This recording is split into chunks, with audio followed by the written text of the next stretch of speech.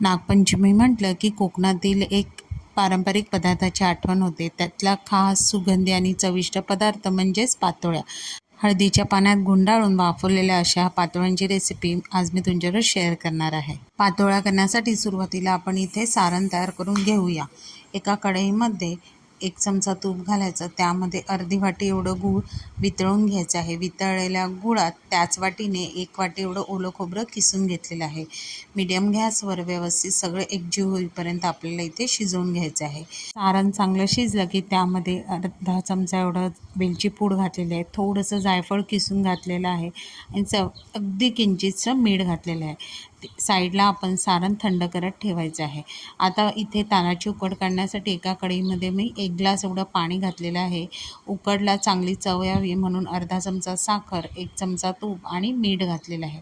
पाण्याला सगळीकडून छान उकळी आली की त्यामध्ये ज्या ग्लासाने आपण पाणी घेतलेलं त्याच ग्लासाने तांदळाचं पीठ घ्यायचं आहे.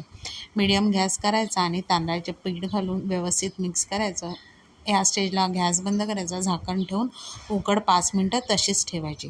5 मिनटानंतर झाकण काढून आपण गरमच उकड जी आहे ती मळून घ्यायची. आता सुरुवातीला इथे खूप गरम उकड आहे, त्यामुळे मी तांब्याने इथे व्यवस्थित पीठ एकसारखं एकजीव करून घेतलेलं आहे. आता थोड्या थंड पाण्याचा वापर करायचा आणि पिठी जी आहे ती गरम असताना छान अशी एकजीव करून मळून घ्यायची.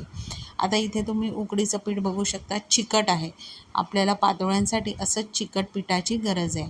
आता पातोळ्या ज्यामध्ये आपल्याला वाफायच्या आहेत ती हळदीची पानं मी स्वच्छ धुवून पुसून घेतलेली आहे.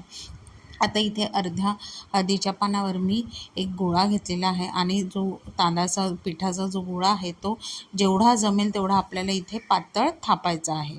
एवढा पातळ थापायचा की खालचं जे हळदीचं पान आहे ते आपल्याला दिसलं पाहिजे.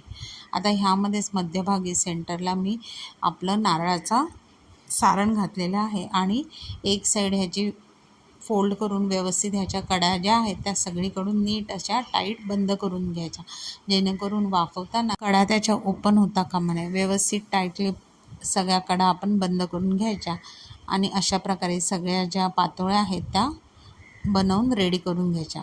आता इथे पातोळ्या वाफवण्यासाठी एका टोपामध्ये मी आधीच पाणी उकळत ठेवलेलं आहे. पाणी व्यवस्थित उकळल्यावर त्यावर एक चाळण ठेवलेली आहे.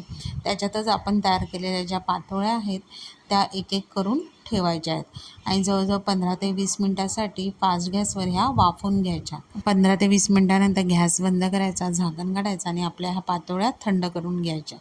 थंड झाल्यावर तुम्ही पातोळ्या बघू शकता छान शिजलेल्या आहेत. हळदीच्या पानामुळे